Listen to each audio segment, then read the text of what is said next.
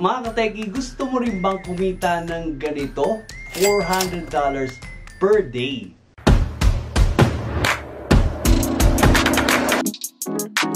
Kumusta mga kateki? Ako nga pala si Paul at kung bago ka pa lang sa channel na ito, click mo na ang subscribe button pati na rin ang notification bell para updated ka sa mga videos na pwede natin pagkakataan online. And dito namimigay tayo ng 50 pesos para doon sa unang makakapag-comment and another 50 pesos naman para doon sa makakapag-comment na hashtag word na may kita rin sa video na to. For today's video mga teki, share natin sa inyo ay kung paano tayo kumita ng ganitong $200, $300, or $400 sa app na ito. And this earning potential ay really possible talaga with Forex trading. And with Forex trading, I'm using the biggest and most reliable platform here in the Philippines, XM. And kung wala pa nga kayong account dyan, you can just click the link dyan sa my description box below or sa my pinned comment section. You can also scan the QR code na lalabas din sa ating screen for easy access. And once ka na-download nyo na yan or na-click nyo na yung link na yan, you can just watch the videos na nandyan din sa ating description box below. Naka-playlist na yan. So you can just watch yung account creation and also yung mga basics na tinuro natin on our previous videos.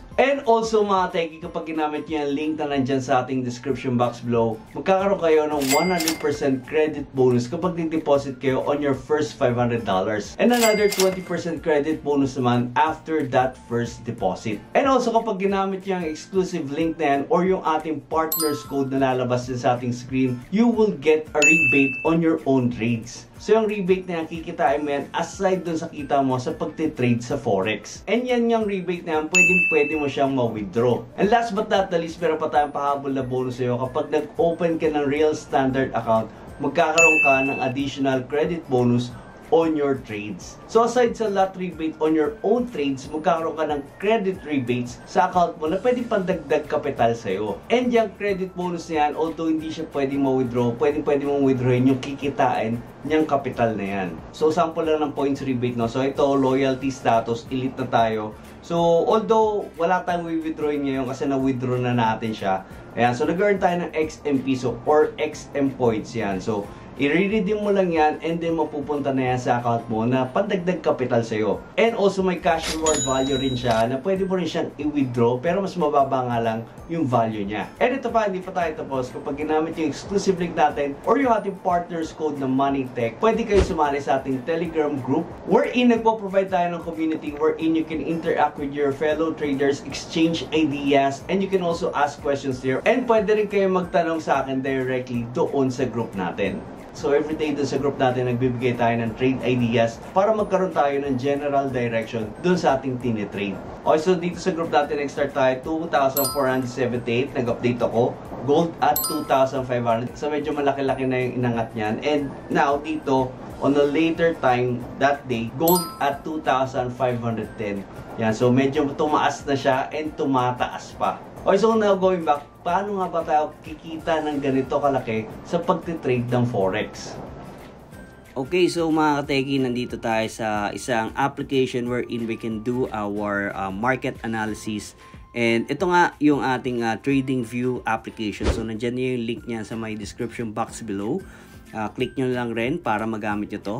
And then since we are trading gold, click natin tong gold. And ang maganda dito mga teki, so overall bullish talaga yung gold. Yan, so 4.4% in the past month. Yan, so makikita niyo talaga yung overall trend yan. So kumpleto yan ng time frame, 1D, 5D, 1M, 3 months, 6 months, year to date, 1 year, 5 year, and all. Ayan. So, ayan, pwede rin kayo bumaba ng mga time frame yan. And ang maganda dito, meron na rin siyang social media. So, merong overview yan, merong news. Ayan. So, you'll get updated with the news about gold or economic factors na talaga mag-affect dito sa asset na to. Or you can also follow these minds.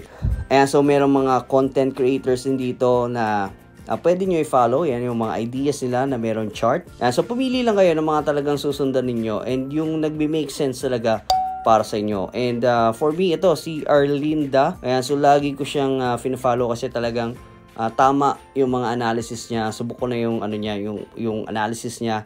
So pwede nyo i-check yung chart niya and also yung kanyang mga description dito or yung kanyang analysis in writing. Ayan. So guys, this is really important to follow these fundamental factors and also technical analysis, kasi dito kayo kukuha ng basis nyo kung ano ba yung gagawin yung posisyon sa asset or sa pairs na iti-trade ninyo. And itong mga fundamental news na to, ito talaga yung mga nagmo-move ng market and nagpupunta sa general direction ng asset or ng pairs na tinitrade ninyo. So subukan na po yan, ganyan po talaga yung pagtitrade ng forex. Hindi lang puro technical analysis or hindi lang puro fundamental, kailangan pareho sila and sabay silang aaralin. And so very user friendly itong TradingView application. And so mas may enjoy yung pag-analyze sa market kasi you have all the tools, kompleto kayo sa tools yan. And so mayroon kayong mga drawings dyan, pwede kayo mag-draw ng trend lines. Ayan, so meron kayong mga horizontal lines, Fibonacci, retracement. Ayan, so kompleto yan kung anong retracement ang gusto nyong gamitin dyan. And also meron dyan mga geometric shapes, and brush, rectangle. So lahat pwede nyong ilagay dyan.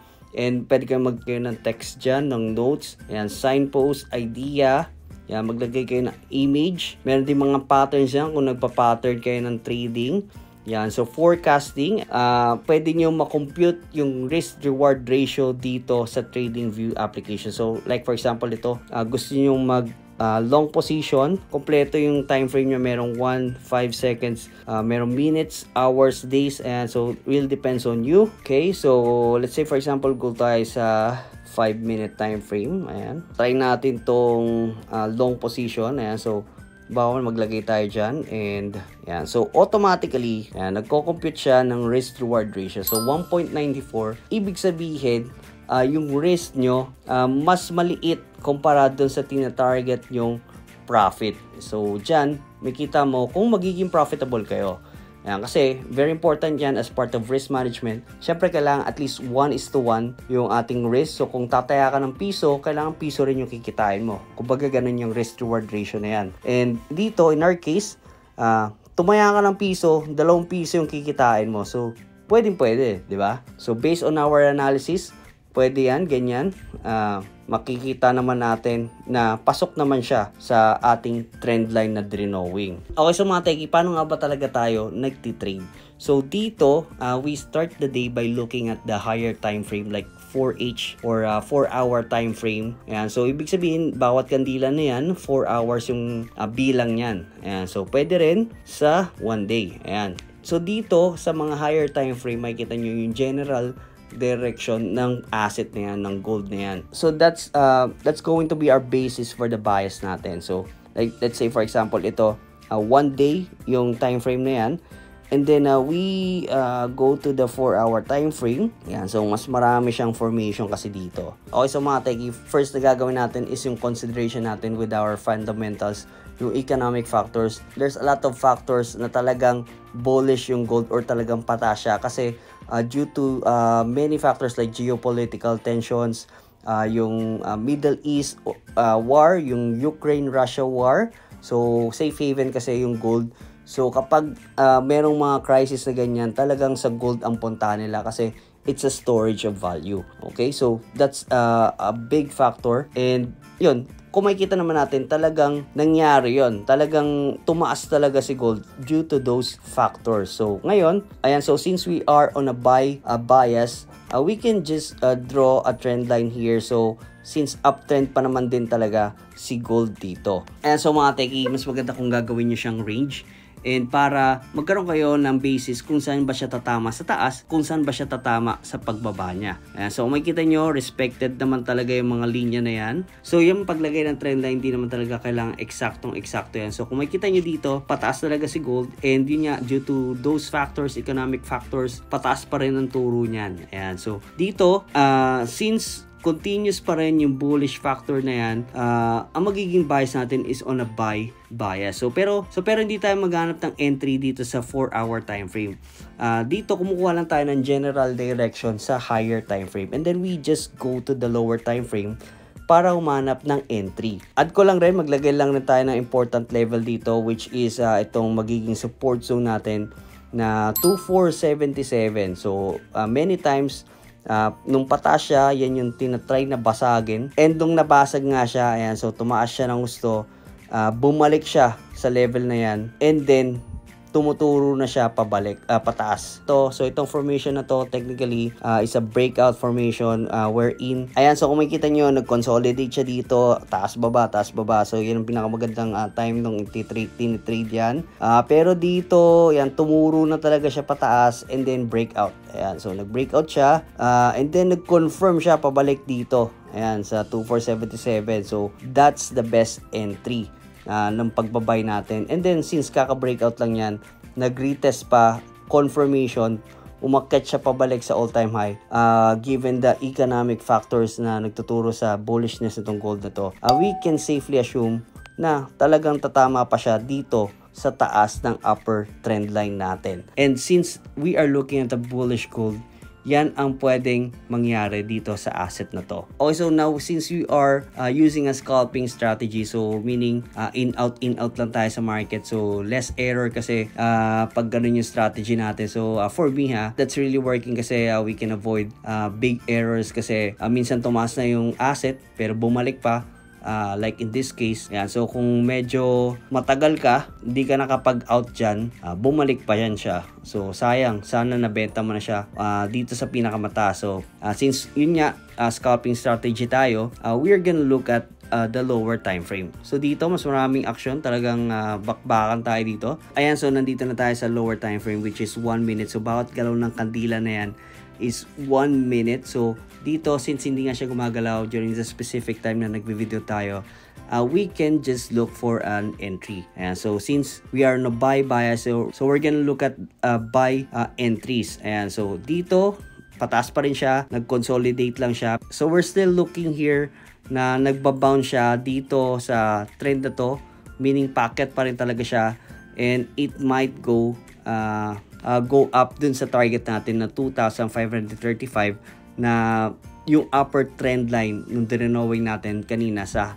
higher time frames. So that's how we look for entries here sa ating mga tinitrade. So we go first dun sa higher time frame and then we look for entries sa lower time frame. Ayan, so but still sinet na natin yung mga targets natin. Yan, 2,535 yung upper band or yung upper trend line kanina. Yan, so dito nasa support level naman siya, nakadikit siya dyan sa trend line na yan.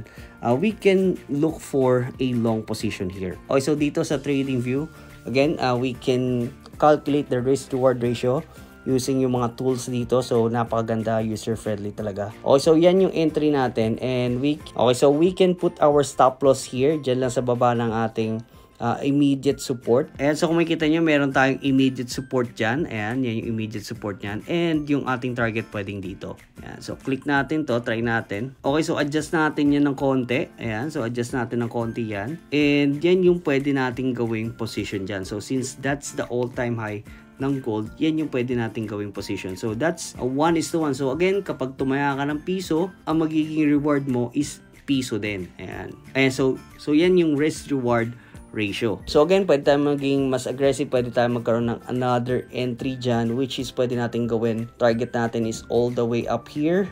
Pwedeng wag nyo nang isagad sa 2,535. 2,530 na lang. Ayan, so kasi sa psychological level, yung mga whole numbers na yan, that's going to be a resistance as well. And since mas malaki na yung target mo dito, so pwede mo ring luwagan yung stop loss mo. So you can go for 2,500 as your support. Ayan, so pero pwede mo pa siyang babaan around 2,497. So para hindi lang mag-bounce dyan sa 2,500 kasi usually tumatama pa rin talaga siya dyan sa 2,500 na yan. Okay, so tingnan natin yung risk reward ratio natin. So meron tayong 1.4 risk reward ratio. So medyo malaki-laki yan. So bigyan ko kayo ng idea kung magkano yung pwede nyong kitain dyan. At 2,512 current price. Yan. So kung 0.01 lot kayo and ang target nyo is 2,530 na hit yan, meron kayong $18 on that trade alone. So kahit 0.01 lot lang yan, kung ganito kalaki yung target ninyo, pwede yan tumama. Ayan. So pero dito, syempre di naman natin mahuhulaan yung market kung saan talaga siya papunta. Possible na mag-reverse din siya or talagang manalo yung mga sellers. Bumagsak siya, mas stop loss ka. Ang pwede mo maging loss dito is around $15. Ayan. So ganun po yung computation yan at 0.01 lot. Also mga ka-techie, for more strategies, you can just follow my TikTok account or you can just watch the videos na nasa playlist na nandyan sa ating description box. Also, I highly encourage you to join our Telegram group para makapagtanong kayo directly there and also makita nyo yung mga trade ideas natin. Okay, so mga techie, that's it for our technical analysis na magagamit natin para makapag-profit tayo dito sa pagtitrade ng Forex or ng gold. Okay, so now enjoy mo natin, pinaghirapan natin within the week. So, withdraw muna tayo sa ating account. So, here's how easy it is to withdraw here sa XM mobile application. So, punta na tayo dito sa XM app natin and then menu. Then, scroll down na kayo, may makikita kayo ditong withdraw. So, click nyo lang yan. So, take note lang kung ano yung ginamit nyo pang deposit. Like, for example, in my case, GCash, yun din or dun din pupunta yung ating withdrawal.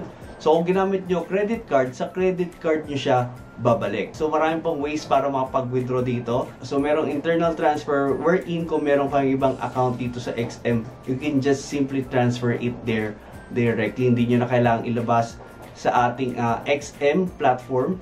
You can just directly transfer it there. Pero in our case, pupunta tayo dito sa ating GCash. So, scroll down lang tayo, click nyo lang yung GCash. Okay, so yan, make sure na nandyan yung details nyo. And yun nga, kapag ginamit nyo naman na yan for deposit, for sure nandyan na rin naman yan kapag mag-withdraw kayo. So, scroll down lang tayo and then withdrawal amount in USD. Ayan. So, once nalagay nyo na yung amount dyan in USD, click nyo lang itong check na yan. So, I declare the following. Ayan. So, make sure lang na binasa niyo na yan and then click nyo lang itong request. And there you go nga mga techie. Success. We've received your request to withdraw 33,676. Ayan. And we'll process it shortly. You'll get a confirmation email once your request is processed. So, click nyo lang to, okay, got it. Okay, so once nga na pumasok na yan sa ating GCash account, pa-flash na nga lang rin po natin yan sa ating screen. And that's it mga techie. I hope you liked the video. So, thank you so much for watching. And for those of you na gusto pa kumita online gamit ang inyong GCash, you can just click the video dyan sa ating screen. Thank you so much. Have a great day.